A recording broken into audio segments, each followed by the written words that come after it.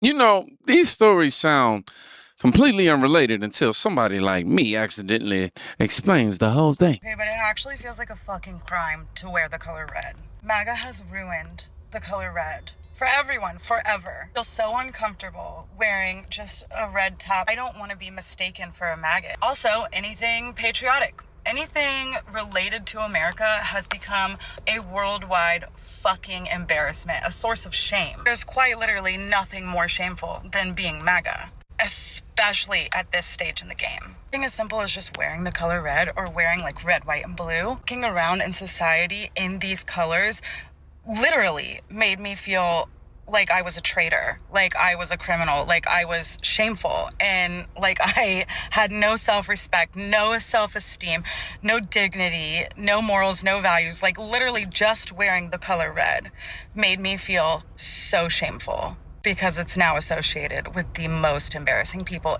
probably in the world.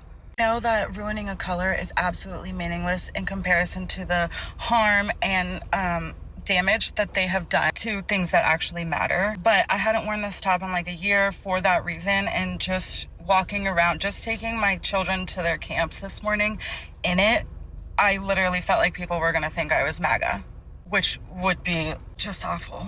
Ultimately, my message is not really just about ruining one of the three main primary colors. It's about the shame that they have brought our nation's colors to the representation of our country. It's fucking embarrassing. No. And I wouldn't blame people if they threw rocks at me while I'm wearing this. Think about how privileged this complaint sounds for a second, right? Americans are dealing with inflation, crime, housing costs, and job security. And we're having a serious discussion about whether a primary color feels emotionally unavailable. Really? The same people who spend years telling everyone else to stop being offended are now negotiating with a color wheel. Nobody took red from her. She surrendered it. But if that sounds strange, wait until you hear this next clip. Because while one person is worried about being associated with something, another group is trying to build something entirely different. Prove that we don't need the state to exist. We prove that we don't need the state to clothe us. What does that mean? Mutual aid? That means we don't need the state to do the things that we do to take care of one another and build our communities up. That's why we're considered a threat. Y'all are considered a threat because you actively try to get people hurt or killed. Can you move elsewhere? I'm gonna stand right here next to my child to make sure you don't put her on the fucking internet again. Anybody who's proved that we don't need the state. Now, this is where things get interesting. Listen carefully to what he's actually saying. Most people hear mutual aid and stop there, but what he's describing is belief system, a belief system that communities should increasingly operate outside of traditional institutions. Now, whether you agree with that or not, that's the actual conversation. Now, the funny part, for years we've been told that a lot of these groups didn't really exist in any meaningful, organized way. Then somebody put a microphone in front of them and they start explaining the philosophy themselves. You don't need a conspiracy theorist or theory when people are willing to explain their own worldview. I'll tell you that. And once you understand a worldview, the next question becomes pretty obvious, right? If people are openly advocating this stuff, what exactly is where's the accountability at? Why hasn't it happened yet? The riots continue in New Jersey. It's not a peaceful protest. You got the First Amendment right to peaceably assemble, not to yell and scream and use megaphones and threaten the lives of ICE agents and their families. You don't have the right to start fires and throw broken, wood into the street to try to harm the tires of the ICE agents as they come and go. You're not allowed to do any of this stuff. So why exactly is it that they're not locked up yet? Better question might be, I thought Antifa was a domestic terrorist group. They've been denoted as a domestic terrorist group, right? They're there and openly saying they're Antifa. So we're just allowing terrorist groups to occupy streets in Newark, New Jersey now? Tell me what has to happen for the FBI, the DOJ, for the administration to step up and say, you're all going to jail. You're done. You saw the one doofus yesterday got hit with a less than lethal and he was lying on the ground like he was dying. He wasn't. But, you know, a little pushback, and these mama boys will all go home. Mama's boys, little rich, white, privileged idiots that are there putting masks on are just allowed to do it. What are they waiting for in the administration? Now, I'm not calling out President Trump specifically, but I'm sure if he made a call, it could get done. Do something now. What do you think? Come on. Now, this clip captures a frustration a lot of Americans have, regardless of political affiliation. People tend to lose patience when they believe the rules are being enforced differently, depending on who's breaking them. The deeper issue isn't even Antifa. It's trust. Once people stop trusting that standards are being applied evenly, every incident becomes bigger than itself. That's why these debates never stay about one protest or one arrest or one city. People are arguing about whether the system is applying the same measuring stick to everyone. And then, almost on cue, we get a sort of real-world test of what happens when those worlds collide. Antifa is a domestic terror organization and affirming the importance of public safety. Point of privilege, Mayor. Fuck you. Mayor, in motion for recess fuck for 2 minutes. Second. Motion passed. Chief, can you please ask that person to leave? Stand right here, please. Stand right here. Mr. Mayor, there was no vote on that motion, sir. All right, we have a motion and a second to recess for 2 minutes. All those in favor? Aye. Any opposed? Hearing none, motion passes unanimously. Recess for 2 minutes. You guys want to go to the back? Go ahead.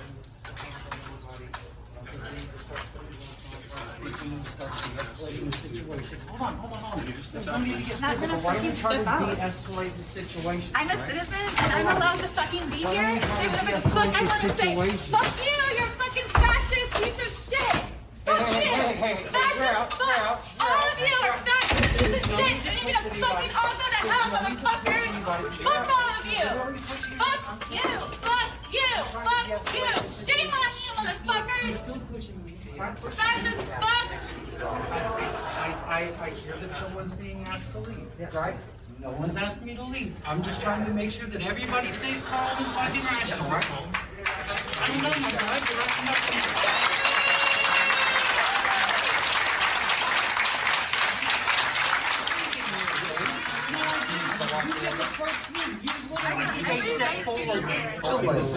I'm trying to. I've got you in my face. Take a step back and just hold on.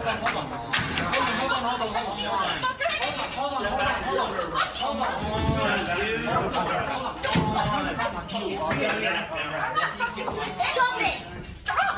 You're rich, Hey! Stop! Fuck you! Yes, you are! Fucking... You clearly are fucking breaking my goddamn wrist! Fuck you! Let go of me! Stop pushing me! I, Eric Overholzer, Mayor of the City of Battleground, by virtue of the authority vested in me, do hereby proclaim the importance of upholding public safety, the rule of law, and peaceful civic participation within the community, and that violence, intimidation, and property destruction associated with unlawful activity in various jurisdictions constitute serious threats to community safety and civil order, and a reaffirmation of strong support for law enforcement and public safety agencies in the lawful prevention, investigation, and prosecution of criminal conduct, and that while peaceful protest and lawful expressions are protected rights, violence, intimidation, and destruction of property are criminal acts that will be met with full enforcement of the law. And I encourage all residents to uphold the rule of law, reject political violence in all forms, report criminal activity, and work together to preserve a safe, orderly, and free community. Thank you.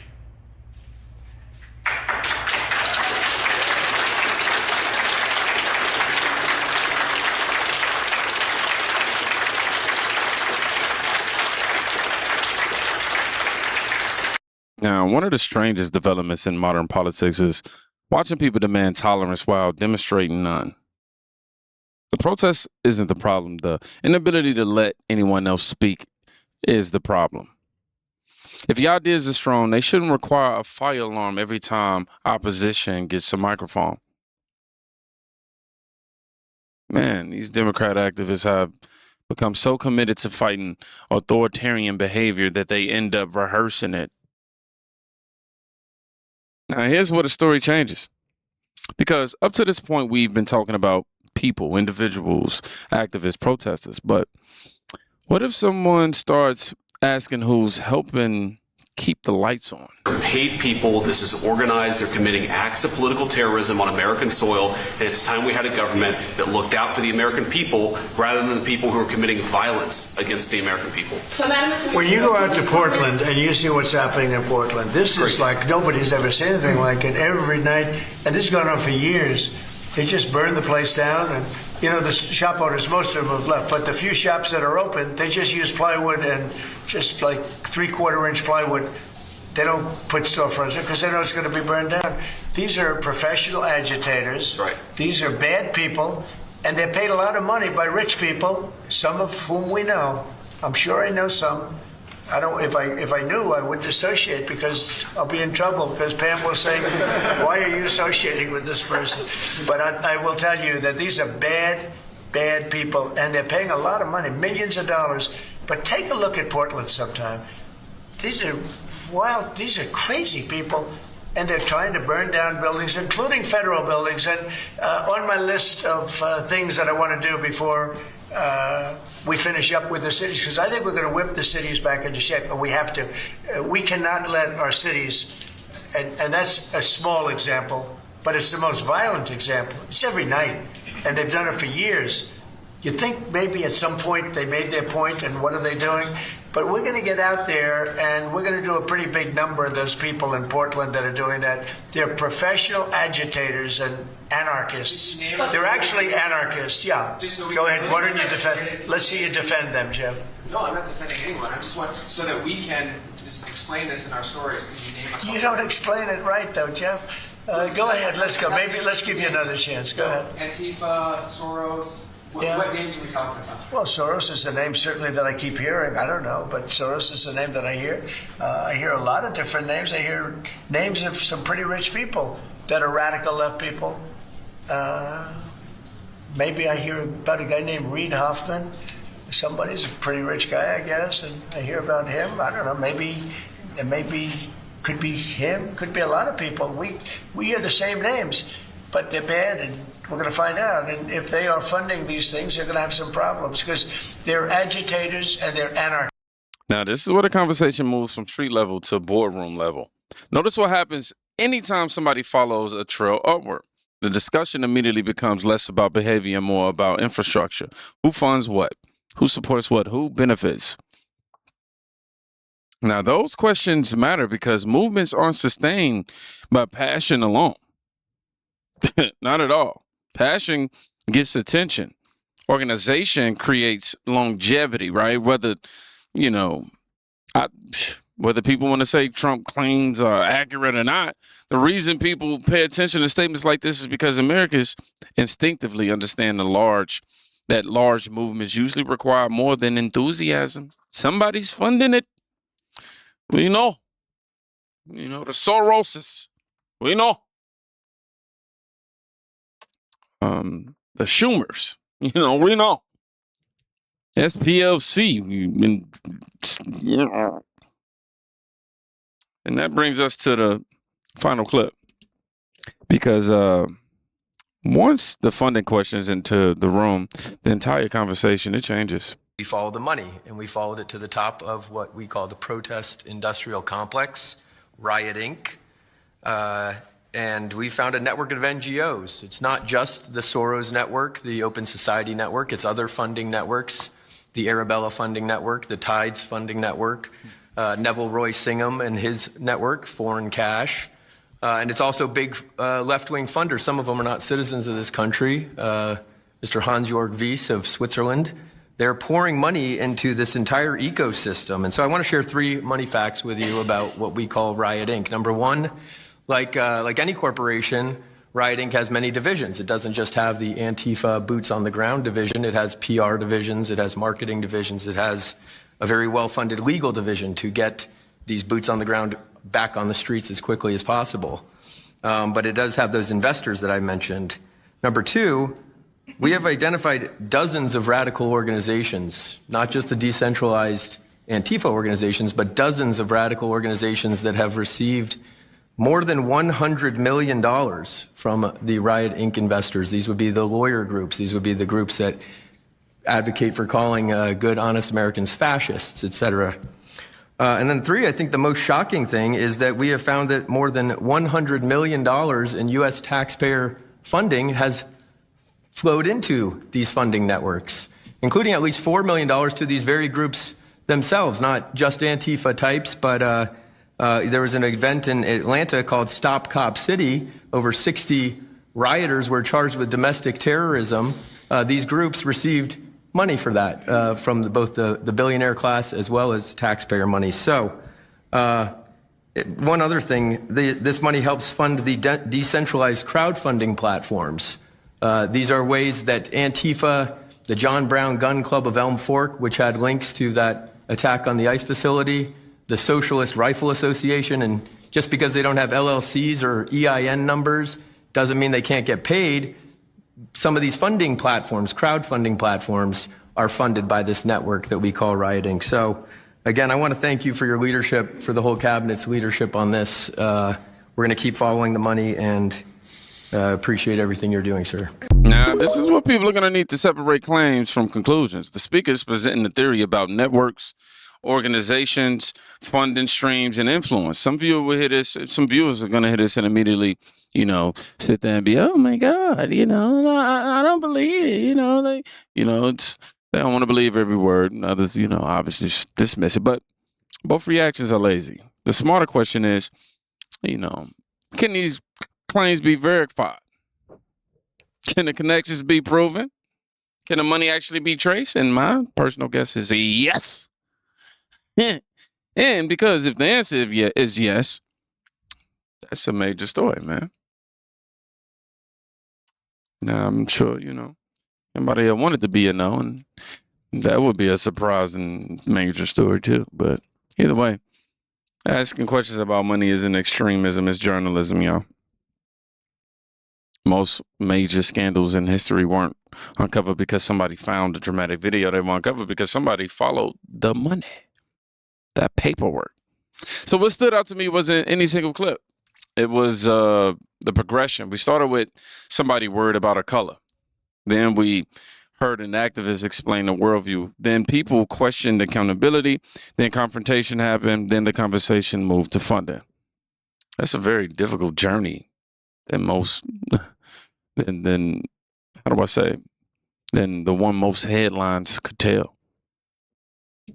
And whether you agree with any side involved or not, understanding how ideas become movements is a lot more useful than arguing over these slogans. So let me know what stood out most to you. And I want you to write the word blueprint. Yeah, we're going to start recycling words.